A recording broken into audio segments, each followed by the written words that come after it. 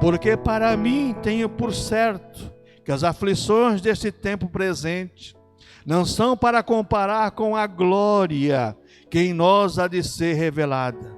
Porque a ardente expectação da criação espera a manifestação dos filhos de Deus. Porque a criação ficou sujeita à vaidade, não por sua vontade, mas por causa do que a sujeitou, na esperança de que também a mesma criatura será libertada da servidão, da corrupção, para a liberdade da glória dos filhos de Deus. Porque sabemos que toda a criação geme e está juntamente com dores de parto até agora. E não somente ela, mas nós mesmos, que temos as primícias do Espírito, também gememos em nós mesmos, esperando a adoção, a saber, a redenção do nosso corpo. Porque em esperança somos salvos. Ora, a esperança que se vê não é esperança. Porque o que alguém vê, como esperará?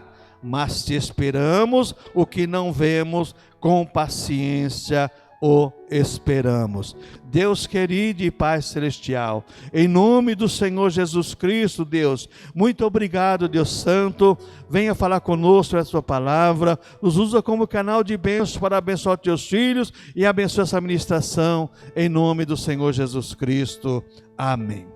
Irmãos, Paulo escrevendo essa carta aos Romanos, ele começa a falar exatamente sobre que nenhuma condenação há no capítulo 8, para os que estão em Cristo Jesus, depois vai falar sobre o Espírito Santo, e tudo isso, de repente Paulo agora vai falar sobre a questão da pessoa que é salva e da perspectiva que ele tem da vida eterna com Deus. E ele passa a falar agora do arrebatamento da igreja nesse texto e falar sobre o que aconteceu através do pecado.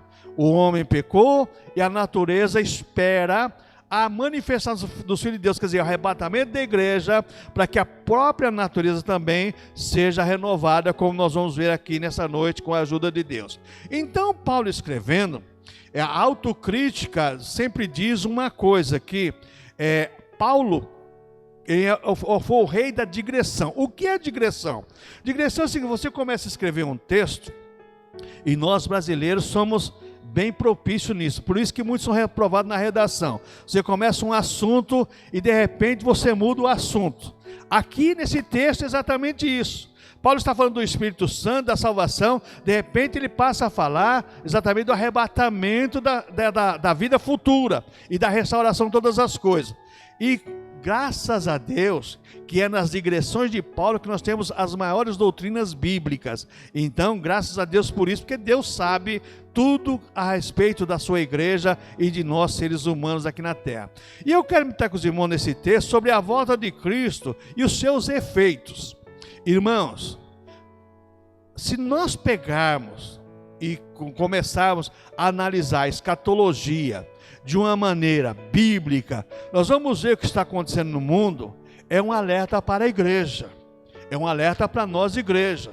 Os sinais estão aí na terra: peste, guerra, rumor de guerra, tudo isso aí é um sinal para nós, igreja do Senhor Jesus Cristo. Só que muitas vezes nós cristãos, irmãos, nós não damos atenção. Nós não vamos aqui nessa noite, porque embora nosso presbitério renovado, somos pré-milenista, pré-tribulacionista, futurista. O que isso quer dizer, pastor? Nós acreditamos no arrebatamento da igreja antes da grande tribulação. Mas o mundo está passando um momento tribuloso. E o pós-tribulacionismo, que deixou de ter uma influência grande na teologia, nas igrejas, na pregação, após a Primeira Guerra Mundial, e a Segunda Guerra Mundial completou tudo isso aí, então o pré-milenismo ganhou campo. Mas hoje os pós-milenistas, né, os pós-tribulacionistas, aliás, os pós-tribulacionistas, que existe o pré-milenista, pós-tribulacionista, eles creem que a igreja passará pela metade da grande tribulação, que é o mesotribulacionismo. Essa palavra comprida quer dizer, no meio da tribulação, Deus virá buscar a sua igreja. Quando a gente olha para a Bíblia Sagrada, alguns textos, você tem margem para isso. Outros textos não. Mas, irmãos, a Bíblia nos fala exatamente do que aconteceu. Você pega Apocalipse, capítulo 6, onde é falado do selo, dos cavalos lá, dos animais. E quando a gente lembra dos pregadores da escatológico, dos anos 60 e 70... Quem lembra do pastor Leonel Silva, que era pregador de escatologia no rádio, ele sempre dizia que o cavalo amarelo do Apocalipse 6 era exatamente a China. O grande exército chinês queria implantar uma série de transtornos no mundo. Está aí. Não vamos dizer que é verdade, mas ele pregava sobre isso. Então, os efeitos da volta de Cristo em nossa igreja do Senhor. Em primeiro lugar, irmãos, tem efeitos sobre toda a criação. Versículo 18 ao 23 deixa bem claro isso aqui, ó. Porque para mim tenho por certo que as aflições desse tempo presente não são para comparar com a glória que nos há de ser revelada. Você está sofrendo? Está sofrendo. Mas existe o arrebatamento e uma glória eterna para você. Você pode estar sofrendo um pouco, mas o gozo eterno vai ser o principal na sua vida de fé e prática. Verso 19, porque a ardente expectação da criação, quer dizer, a natureza, essa perspectiva da natureza, ela espera a manifestação do Filho de Deus, o arrebatamento da igreja. Por que isso, irmãos? Porque quando a igreja for arrebatada, você vai encontrar lá em Isaías, profecia, no capítulo 11 principalmente, a restauração de todas as coisas. Os animais ferozes, como o leão, como o urso, como a cobra, o escorpião, vai deixar de ser nocivo. Porque antes do pecado do homem, eles não eram nocivos. Depois, como pecou, aí se tornou nocivo. Então, os efeitos sobre as nossas angústias do dia a dia. Esse versículo 18 deixa bem claro isso. No dia a dia temos angústia? Temos, irmãos. Está aí. Quem não tem medo hoje de pegar Covid-19? Quem não tem medo de ficar enfermo? Quem tem medo de ir no hospital? Todos nós temos angústia no nosso dia a dia. Mas nós temos uma esperança de uma vida futura, junto com Deus, de uma vida eterna de gozo e alegria. Onde não vai existir dor, não vai existir morte, não vai existir nada disso. Outra coisa, irmãos, versículo 18, a transformação, veja bem, porque para mim tem por certo que as aflições desse tempo presente não são para comparar com a glória que nos há de ser revelada. A transformação da angústia na glória de Deus que vai ser sobre a nossa vida, sobre o nosso corpo glorificado. Já pensou o nosso corpo ser igual ao corpo do Senhor Jesus Cristo? Um corpo eterno, sem dor, sem pecado, viver a vida eterna com Deus, desfrutando todos os benefícios da salvação de Cristo lá na cruz do Calvário. Outra coisa, irmãos, sairemos de um mundo de dor para um mundo de bênçãos eternas. Deixa bem claro isso, esse verso 18 aqui. Porque para mim tenho por certo que as aflições deste tempo presente não são para comparar com a glória que em nós há de ser revelada. Vamos sair de um mundo de dor, de um mundo de tribulação, para um mundo de bênçãos eternas. E muitos cristãos, irmãos, estão preocupados com os bens materiais. Temos que nos preocupar? Temos, irmãos. Temos que trabalhar, temos que ganhar nosso pão de cada dia. Mas, veja bem, a Bíblia deixa bem claro uma coisa: buscar em primeiro lugar o reino de Deus e a sua justiça, e demais coisas serão acrescentadas. Em primeiro lugar está Deus. Muita gente, irmãos, muita gente, eu vou dizer isso sem medo de errar, as pessoas não vêm à igreja congregar colocando a culpa no Covid-19, mas só que tem uma coisa: você vai no shopping, você vê a pessoa lá, você vai em São João Clínico, você vê as pessoas andando lá, até sem máscara, e eles têm medo de pegar na igreja, pegar o Covid-19. Ô irmãos, você vai no mercado, está aquele grupinho, irmãos. O cristão é alguém que espera, num momento, num abrir e fechar de olhos, ele ser arrebatado e ter uma vida eterna de gozo com Deus. E em nome dessa pandemia, As pessoas não deixam de congregar, ficam focadas em coisas naturais que não trazem benefício nenhum para elas. Pelo contrário, traz tristeza para a alma, porque podemos ter até um certo momento, até um determinado momento, uma alegria momentânea. Mas passou aquela euforia, acabou a alegria. Agora com Cristo, irmãos, como nós tivemos aqui hoje já um momento, pelo menos eu saí daqui de onde eu estava. Eu não estava aqui, eu estava no trono da glória, irmãos. Como é gostoso esse momento com Deus. As pessoas não prezam mais por esse momento. Acabou essa satisfação. Então nós vamos sair de um mundo de dor para um mundo de bênção eterna. Vamos estar aqui, estamos sofrendo? Estamos. Paulo deixa bem, porque para mim, tenho por certo que as aflições deste presente não são para comparar com a glória que em nós há de ser revelada. Deus vai mostrar para o mundo que a igreja está certa, esperar a volta do Senhor para viver eternamente com o Senhor. Outra coisa que nós vemos que diz efeito sobre a criação, irmãos, estaremos num corpo de glória igual ao Senhor Jesus Cristo, num corpo onde não vai existir mais velhice, diz Apocalipse, não vai existir dor, não vai existir mais nada disso. Terá também seus efeitos sobre as nações. Agora do verso 19 ao verso 25, Paulo passa a dizer agora aqui, os efeitos da volta de Jesus Cristo sobre as nações. Em primeiro lugar, porque a ardente expectação da criação espera a manifestação do Filho de Deus. Porque a criação ficou sujeita à vaidade, não por sua vontade, mas por causa de que a sujeitou. Na esperança que também a mesma criatura será libertada da servidão, da corrupção, para a liberdade da glória dos filhos de Deus. Porque sabemos que toda a criação geme, está sujeita juntamente com dores de parto até agora. E não só ela, mas nós mesmos que temos as primícias do Espírito Santo, também gememos em nós mesmos, esperando a adoção, a saber, a redenção do nosso corpo, porque em esperança somos salvos. Ora, a esperança que se vê não é esperança, porque se alguém vê, como esperará?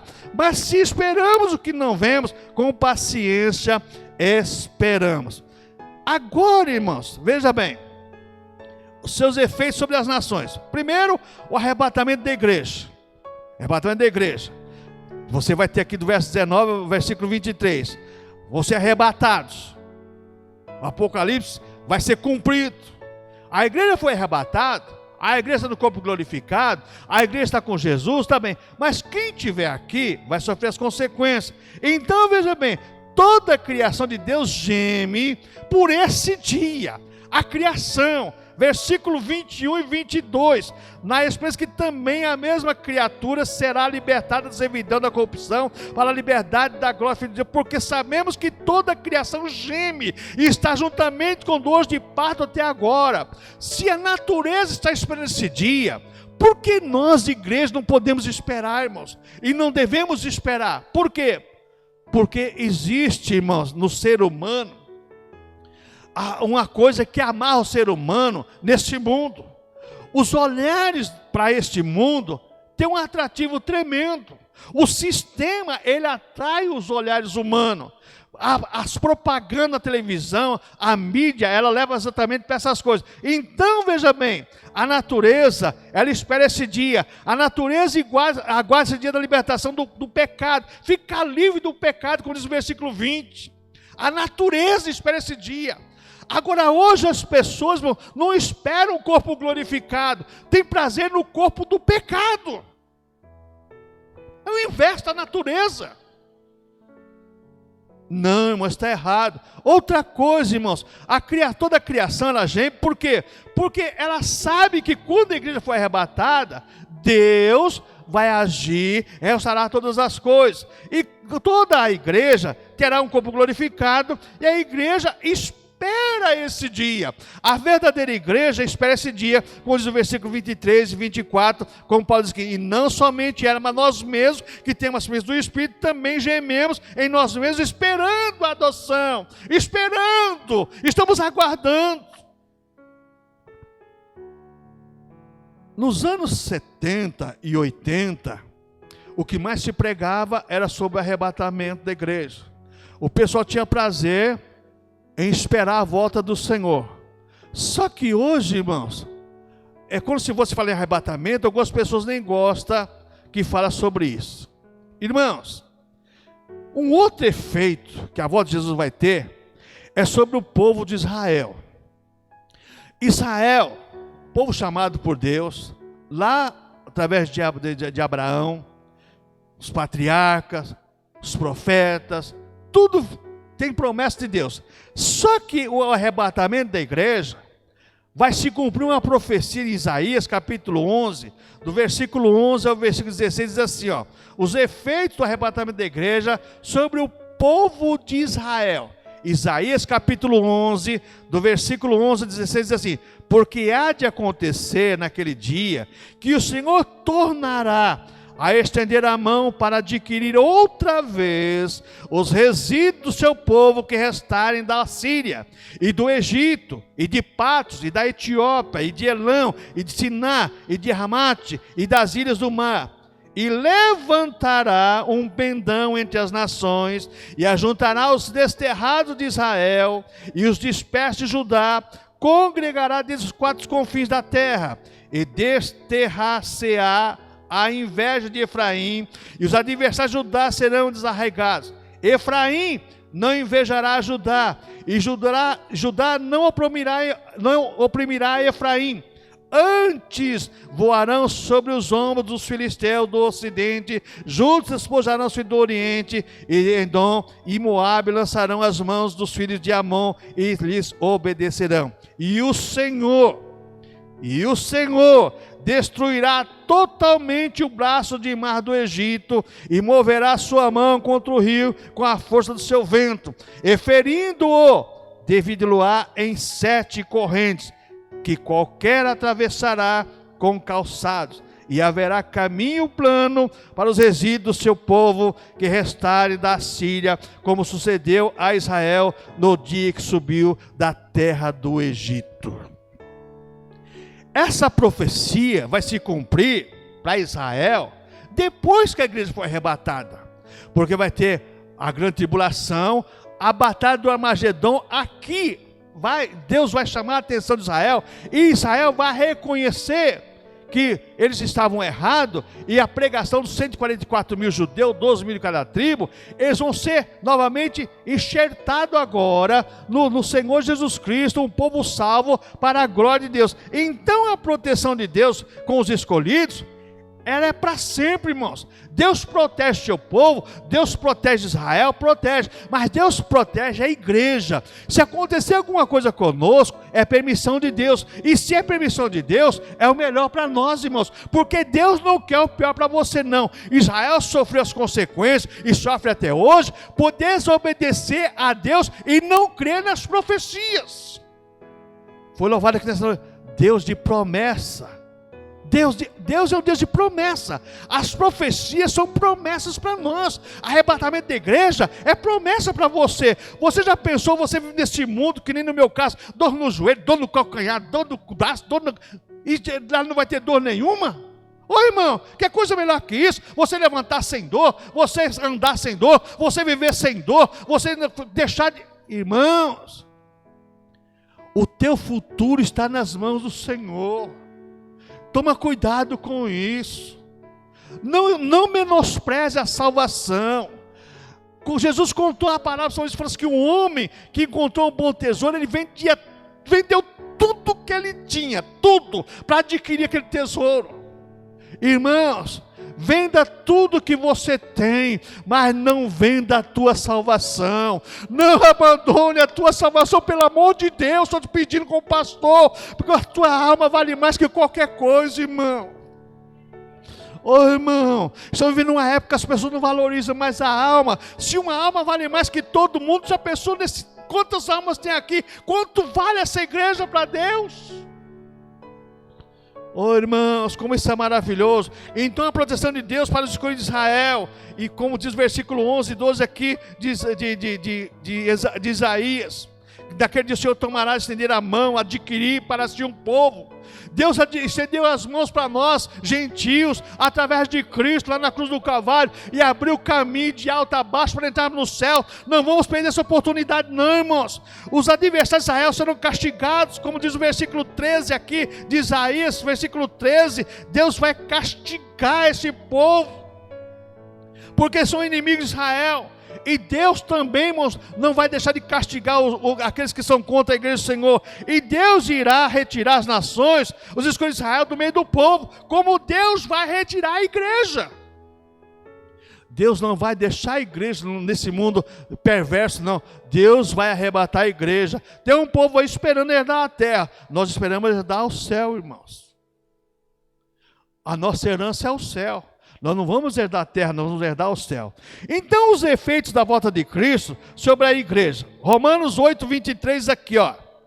E não só ela, mas nós mesmos que temos as primícias do Espírito, também gememos em nós mesmos, esperando a adoção, a saber, a redenção do nosso corpo. Primeira coisa que nós vemos aqui, irmãos, cumprirá a promessa de Cristo em vir buscar a sua igreja. E Jesus falou assim, ó, se nós esperamos o que vemos, então que esperança é essa? É que nem a pessoa que crê só no que vê.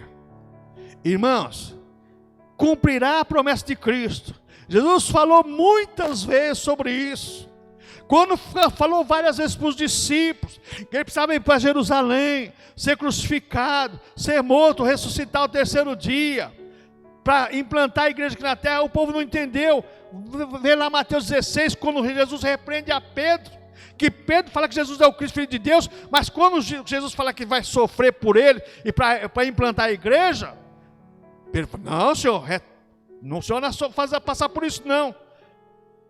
Para trás de mim, Satanás. Jesus, irmãos, ele prometeu salvar o povo, mas prometeu vir buscar um povo. Na inologia renovada, quando eu falo renovada, não falo da igreja renovada, eu falo na inologia renovada no sistema de culto dos anos 90 para cá, não existe mais quase hino de arrebatamento. Não existe, por quê? Mudou o foco. Você pega, por exemplo, os anos 60 e 70, você vai ver os grandes louvores daquela época, sobre a igreja. Está chegando a hora de partir, prepara-te, ó igreja, para subir, vigia sempre firme em oração, é tempo de real consagração. Jesus em breve vem do céu, em glória, majestade e poder. Bendita, ó igreja de Jesus, que gozo glorioso há de ser. Oh, aleluias! Você pega o inário, quando angelical trombeta. Oh, irmãos, como esses hinos falaram para os irmãos, e falam até hoje para nós, irmãos. Vamos estar preparados para esse dia. Esse dia Jesus profetizou, vai acontecer, irmãos. Vai acontecer.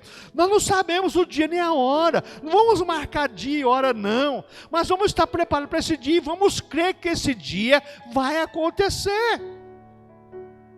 Agora, irmãos, os pregadores, modernos também, o negócio deles é pregar alguma coisa que agrada o povo. Mas, irmãos, o que agrada a tua alma é vida eterna, irmãos. A tua alma pode estar saciada de um monte de coisa, de conta bancária boa, de um bom emprego, de uma boa casa, de um bom apartamento, de um carro novo, mas se não tiver farta de Jesus, do Espírito Santo, está faltando alguma coisa, irmãos. A igreja tem que se conscientizar disso. Nós necessitamos dessa harmonia, dessa comunhão com o Senhor. A volta de Cristo nos prepara, nos deixa alerta, faz de nós sentinelas, irmãos, aguardando a vinda do Senhor. Não vamos ser como a virgem nessa, não. Vamos ser como as virgens prudentes. Vamos ter lamparina acesa, mas vamos ter azeite em reserva também. Porque não sabemos, irmãos, o dia nem a hora, não. Nós sabemos que precisamos ter lamparina acesa, mas azeite em reserva também. Irmãos, Cristo cumpriu a sua promessa de vir buscar a sua igreja. Nós, irmãos, nós cremos, com certeza Jesus virá buscar o seu povo. Como diz o louvor, breve virá, breve Jesus voltará. Eu creio nisso, irmãos. Os sinais estão aí, eu comecei falando sobre isso. Os sinais estão aí, peste, terremoto, maremoto, tantas coisas mais acontecendo nesse mundo aqui. Outra coisa, irmãos, efeito da volta de Cristo sobre a igreja, baseado em Romanos 8:23, Cristo trará a redenção do nosso corpo, do corpo mortal para um corpo glorificado. Um corpo de dor para um corpo que não vai ter dor. Um corpo que tem impedimento em tudo quanto é espaço, e um corpo que não tem impedimento nenhum, porque esse corpo glorificado, Jesus entrou numa casa com as portas fechadas. Irmãos, você não vê os anjos, mas os anjos têm um corpo celestial. Eles andam por esse mundo aí de, meu Deus, nos protegendo, nos guardando. Eu creio nisso, creio, irmãos. Nós não vemos os anjos, não vemos o corpo dele, mas nós sabemos que existe um corpo glorificado. Outra coisa, os efeitos da volta de Cristo sobre a igreja, em Romanos 8:23, Cristo revelará a plena salvação proposta nos evangelhos. Os evangelhos estão cheios de propostas da salvação, e falando da volta de Cristo, Cristo vai voltar a buscar a igreja, fala assim, eu prometi, e está aqui, eu vim buscar vocês. O anjo vai tocar a trombeta, Tessalonicenses capítulo 4, Tessalonicenses capítulo 4, diz que ouvindo a voz do arcanjo e soada a trombeta de Deus, Tessalonicenses capítulo 4, a partir do verso 14, você vai encontrar isso aí.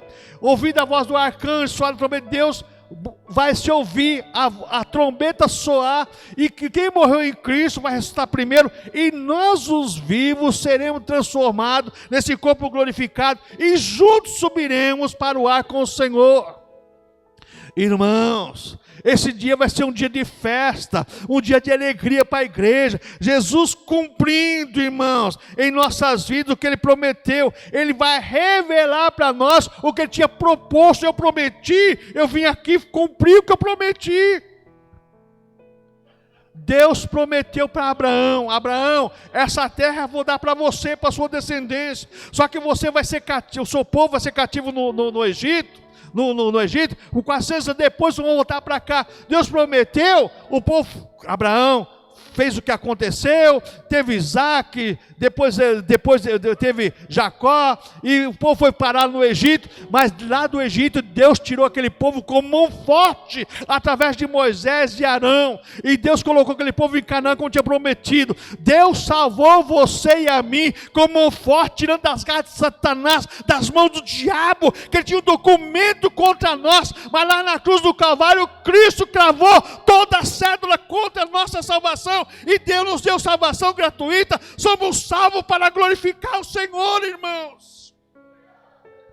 Irmãos, somos libertos das armas de Satanás, somos livres para louvar e adorar o Senhor, e esperamos este dia, a concretização das promessas do Senhor.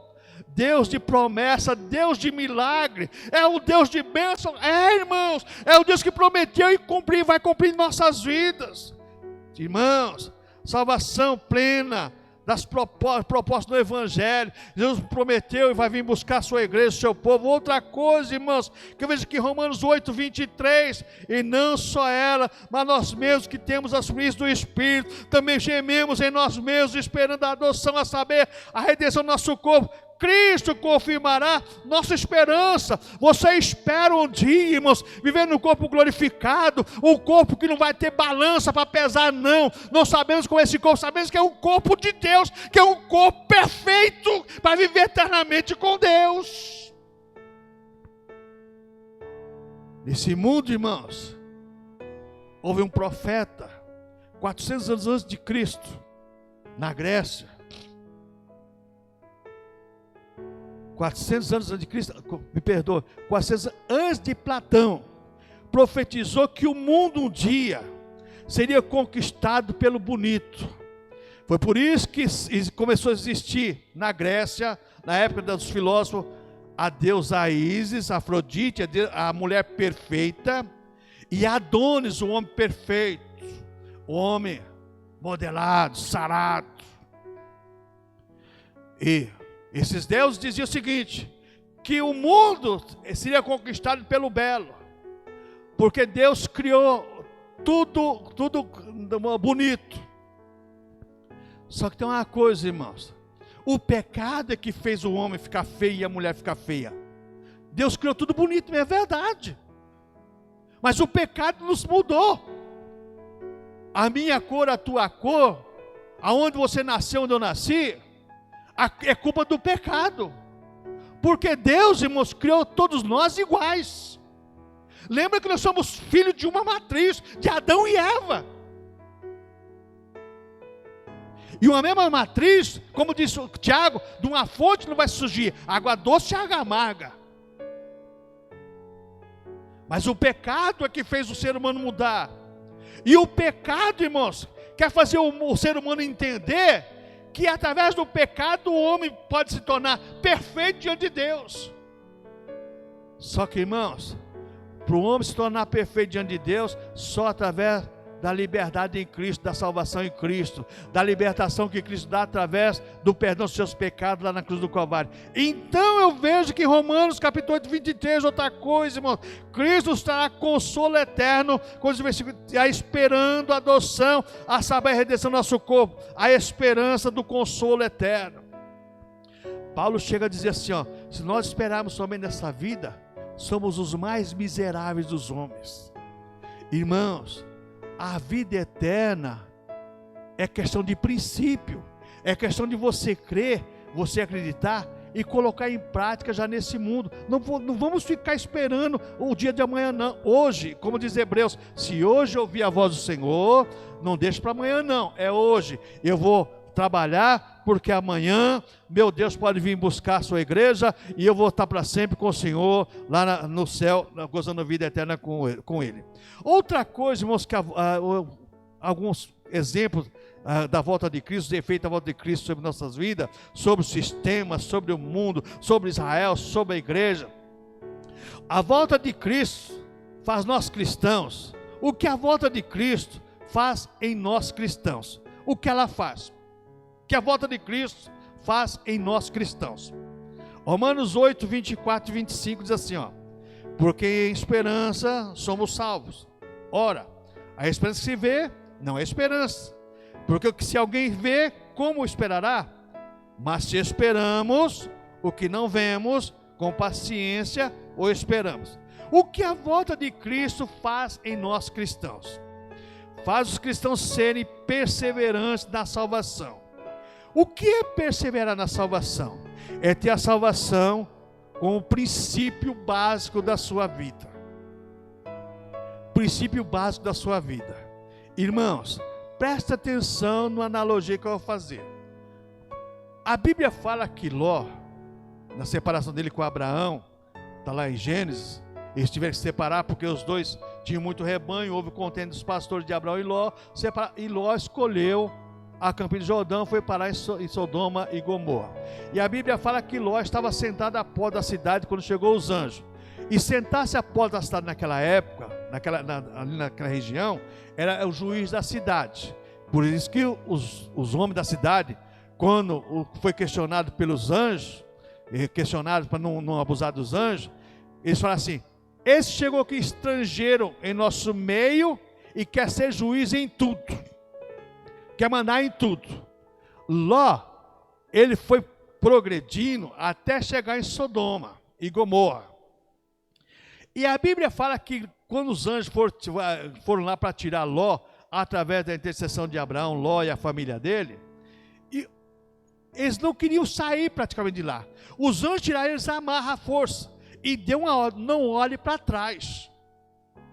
E a Bíblia fala que a mulher de Ló olhou para trás.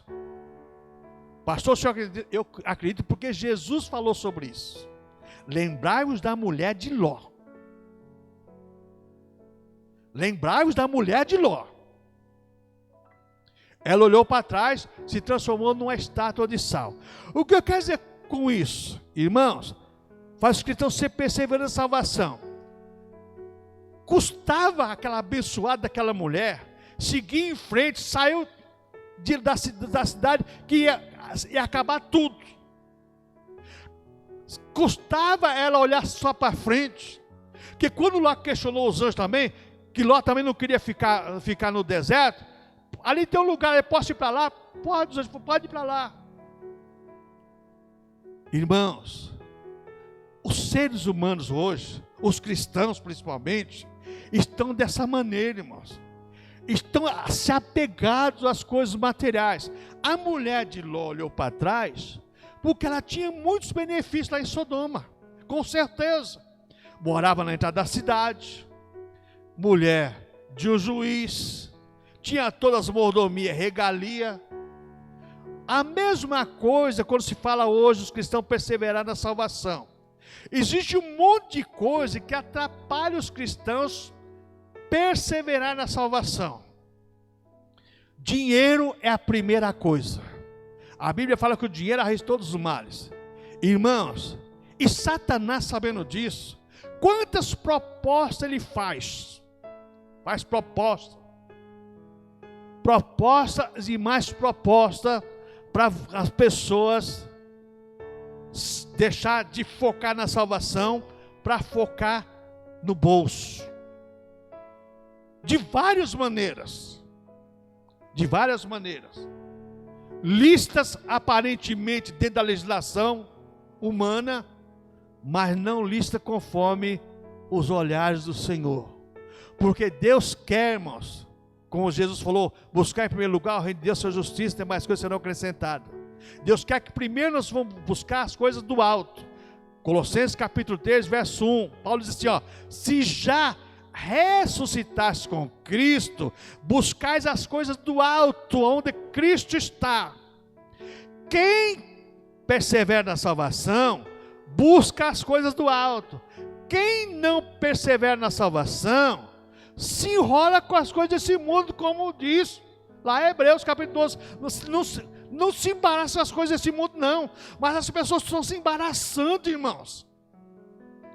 Um futebol é um embaraço para muita gente ir para a igreja. Uma festa é um embaraço para muita gente ir para a igreja, cultuar a Deus. Irmãos, a verdade é essa, irmãos. Persevere na salvação. Irmãos, se tem uma coisa que é dificultosa no ser humano, é perseverar na salvação.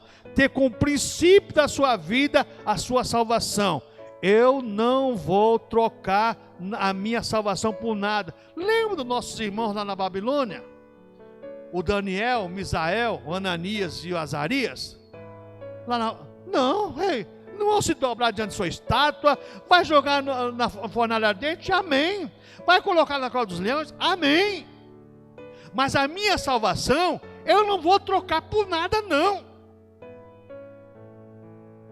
Hoje, irmãos, muitos cristãos nominais estão fazendo como Esaú, trocando a salvação por um prato de lentilha. Trocando a salvação por um prato de lentilha. Esaú trocou a primogenitura por um prato de lentilha. Chorou amargamente depois, mas não podia mais reconquistar o que ele tinha trocado por um prato de sopa. Tome cuidado, irmãos. Persevere na sua salvação. Não deixa nada, irmãos, nada, mas nada nesse mundo atrapalhar a tua vida espiritual, porque a tua salvação em Cristo que conta na hora do arrebatamento da igreja. Outra coisa, irmãos, o que a volta de Cristo faz em nós cristãos? Faz os cristãos serem fiéis ao seu Salvador. Verso 24, porque em esperança somos salvos. Ora, a esperança se vê, não é esperança, porque o que alguém vê, como esperará? Então faz os cristãos serem fiéis ao seu Salvador. O Senhor prometeu, Jesus, estou esperando. O Senhor prometeu, estou aqui, sofrendo e chorando, gemendo, mas não vou largar a minha cruz, não. Eu vou até o fim. Eu não vou cortar a minha cruz, não. Vai estar pesada, mas eu vou carregar, porque eu tenho certeza que um dia o Senhor vai estender as mãos para mim e vai me tirar desse mundo aqui para estar eternamente com o Senhor. Oh, irmãos, como isso é maravilhoso para nós cristãos. Faz os cristãos ser fiéis ao seu Salvador. Outra coisa que a volta de Cristo faz em nós cristãos, irmão, incentiva os cristãos a uma vida de santidade. Existia um lema nos anos 70 e 80, dizia assim: vivamos o dia de hoje como se Jesus voltasse amanhã. Santificar hoje, padrão bíblico, sempre Deus falou assim: santificar o povo hoje, que amanhã fazer grande no meio de vós. Vivamos o dia de hoje como se Jesus voltasse amanhã. E eu quero dizer para você, o cristão vive o dia de hoje como se Jesus voltasse hoje. Porque amanhã, até amanhã, pode ter muita coisa. Então vamos viver o dia de hoje como se Jesus voltasse hoje. Porque nós não sabemos o dia nem a hora, irmãos. Sabemos que Ele vai voltar, então incentiva os cristãos a uma vida de santidade, separação das coisas que embaraçam os cristãos. Deixando o pecado e as coisas que estão de perto, nos rodeia. Corramos a carreira que está proposta por o autor e consumador da nossa fé. Então vamos correr essa carreira que está proposta, deixando o embaraço e as coisas que nos rodeiam, porque tantas coisas nos embaraçam nesse mundo, irmãos. Que é uma coisa que mais embaraça o ser humano, relógio. Tem pessoas, se Deus der 30 horas num dia, ela vai estar embaraçada. O relógio é um embaraço para muita gente. Deus deu 24 horas para todo mundo, e tem tempo só para todo mundo, mas tem gente que fica embaraçado com o relógio. Outra coisa que a volta de Cristo faz em nós cristãos, mano, faz os cristãos andarem vigilantes. Versículo 25 de Romanos 8 diz assim, ó: mas se esperamos que não vemos, com paciência ou esperamos vigilante, paciente. Não veio até agora? Lembra o caso de Saul, irmãos, quando Samuel mandou ele esperar. Ele acabou de praticar o sacrifício. Chega o Samuel: o que você fez, rapaz? Ah, você tardava. O povo começou na orelha dele, vendo aí os filisteus que estavam acampados, que vinham contra mim. Fiz o sacrifício, Senhor, fez tudo errado. Hebreus fala assim: espera um pouquinho mais, irmãos. Espera, faz os cristãos andar vigilante, esperando, está demorando, tá. Pedro fala assim: ó, um dia para o Senhor, 1000 anos com um dia. Muitos falam: Senhor, está vindo o Senhor, parece tardia, não parece tardia, não. A hora certa de Deus é a hora de Deus, não é a nossa hora. Não é a nossa hora, é a hora de Deus, é a hora de Deus, irmãos. Então, irmãos, faz os cristãos andarem vigilante. Vigie, irmãos. Quando Jesus falou, quantas vezes Jesus falou assim: vigiai e orai, vigiai para não entrar em tentação, vigiai para não saber a hora que o Senhor voltará.